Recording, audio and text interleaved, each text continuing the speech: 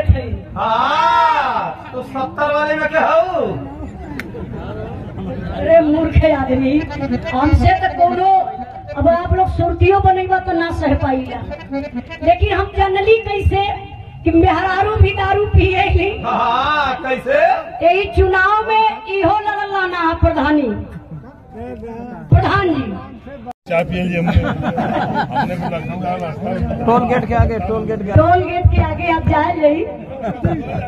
अच्छा सुबह में तो टोल गेट के आगे जाए यही तो वही 4-5-6 किलोमीटर दूरी पर बाएं हाथे यही बनारसा वाले रोड पे उजाला रेस्टोरेंट पर ढाबा बा, ये वाला फोटो भी लगे बा, तो जरूर एक बार चाय पी लिए यही। हाँ वही उनके बाद प्याज छिलत मिले हैं। देखिए बड़ा ही सम्मान मिलता है, बहुत ही सम्मान मिलता है, चाहे किसी का मंच हो चाहे कोई भी कलाकार हो। मैं पहले ही आप लोगों से बताई कि जो रात दिन पब्लिक में चलने का काम करते हैं हमारे वही नेता होते हैं। तो देखिए अखिलेश भैया के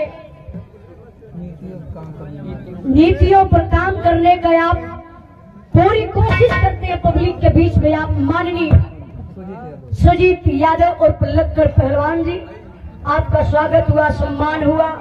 आपकी बाणी मुझे एक अच्छा लगी कि देखिए आज भूखमरी सबके सतावत का चरम सीमा पर भूखमरी जात महंगाई, जीएसटी कापी किताब पर लग गई, दवाई पर लग गई। मैं आपके बात का बहुत समर्थन करती हूँ नेताजी।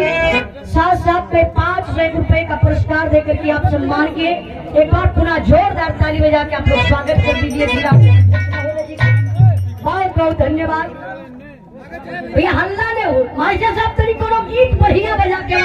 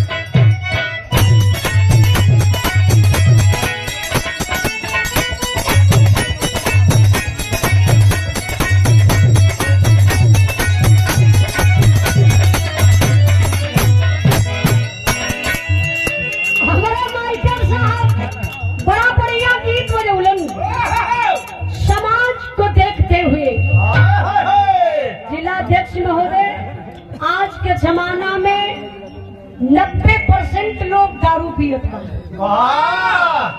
हमारा तो 10% में है। ये भैया देखा हो भैया 90% मर्द दारू पियत हो और 70%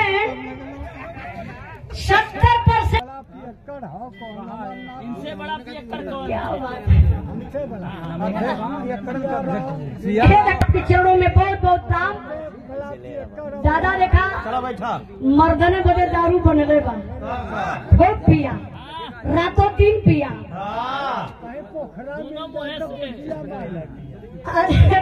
आप फेंक लिया भी नहीं पिया। पहले हिलावे। अच्छा देखिए मर्द पी के आयल। अच्छा मेहररुआ बप्पी यही वाली तो मेहररुआ परस कहो ही रोज रोज पी के अवल महुआ वाली तो महुआ वाली पियले रहल मेहररुआ के गिनगिना जाए, उ सह ना पावे नशा। मुहवा महका लगा तो एक दिन अपने मर्द के देखा बहकावत बा। का बहकावत बा मेहररुआ के साथ?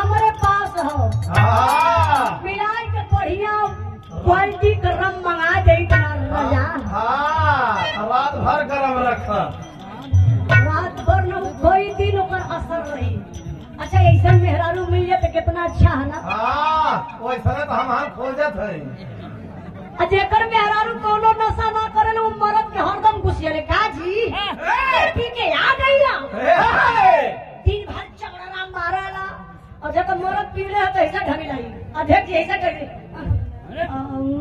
मामा बेलदायो और सुजीत पहलवान याद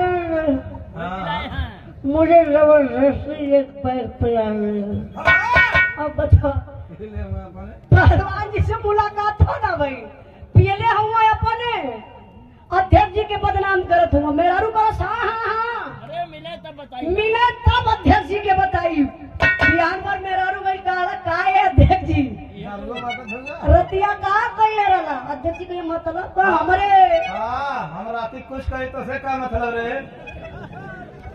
अध्यक्ष जी के पता ना लेकिन उ पियक्कर बा अपन जान बचाई ढंग लाए के खले उनके बगल में महंग की बैठन से फोन लगा के अभी तुम बात कर लो मानतो जी रात उनकी दारू छुए के अलावा अब मरा बेचारा परेशान की मेहरारू जान गई बात मेहरारू पिए वाली ना बा तो जानत हुआ जो मेहरारू ना पिए ले वो अपने मर्दे से कितना दूरी बनाई इतनी दूरी बना के रखी एक आध बिकता काहे बोले मुंह न सट पावे लेकिन पिए वाली है एक बात और बतावत था का बतौले बोले जैसा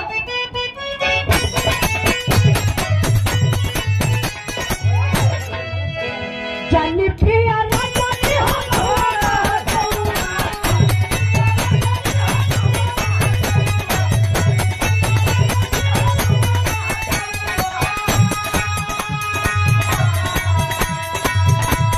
जानी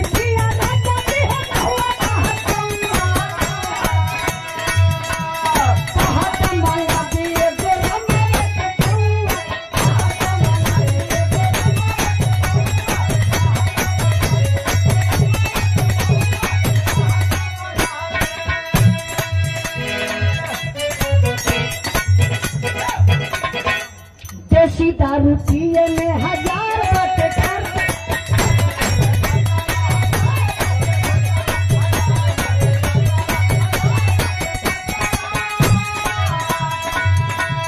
बेटा ना के बेटा मरना बेटा ना के भटरा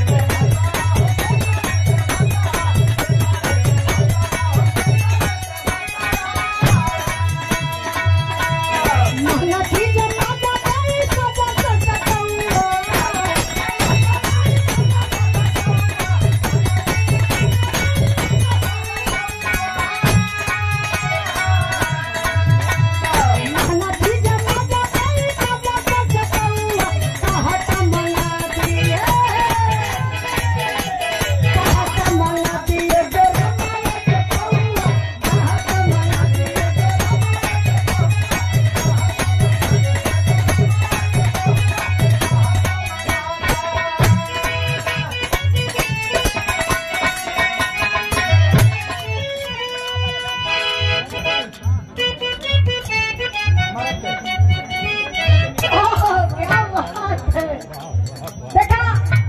मर्दा करो सारे मर जान दोनों को मेरे दिल की बात बता दिया और बस एक बात मेरी मान जाओगी जान तो मैं कल से रम ही लाऊंगा।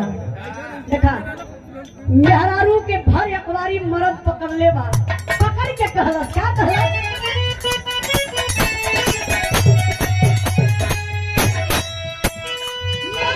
मिजाज खुश खोई जाए रानी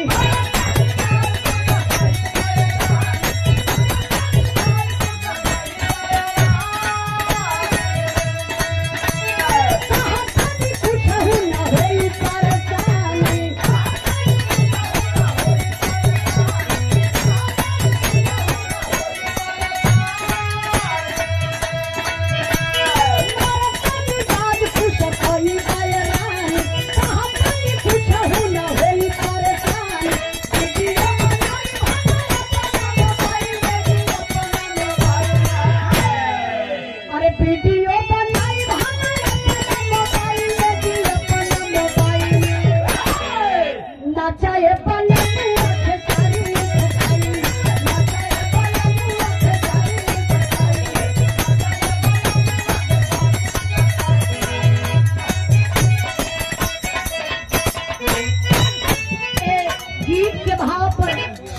सम्मान किए हमारे बड़े भैया घनश्याम यादव जी। आप समाजवादी विक्रेट भुलईपुर के धरती से 100 रुपए का पुरस्कार देके आप सम्मान के जात है। 10-15 मिनट आप लोग बैठे होती, अगर कहीं और न जाए हो तब। अच्छा, चौका घाट देखिए, आप लोगों को लगेगा कि जिम्मेदारी बा, चाहे जहाँ भी कार्यक्रम होला आप लोग जरूर पहुंचीला। एक लिए बहुत बहुत धन्यवाद देते बानी कि आप लोग दूरी तय करके कार्यक्रम में उल गए। अध्यक्ष महोदय जी, ब्लॉक प्रमुख महोदय जी, आप माननीय संजय भैया जी, बाबा जी के आश्रम के तरफ से 100 रुपए का पुरस्कार देकर के आप सम्मान के बहुत बहुत राम। नंदलाल यादव लालपुर के धरती से ये 100 रुपए का पुरस्कार आपके चरणों में बहुत बहुत राम आशीर्वाद के जा रही। और से भैया थोड़ा से आग हट जाएगा तो मजा आ जाएगी। हाँ, करिए मान के बेस मिलत रहे। नहीं तो सुनो ना यार, एक कहीं बैठी जाता क्या बड़ी बात। जींस वाली प्रॉब्लम बहुत बड़ी है, लेकिन चला ठीक है।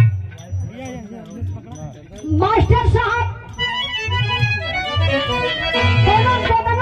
वाली गाँव में घूमत बा, जाए के भौजाई के कलाई पकड़ के कहले बा का हो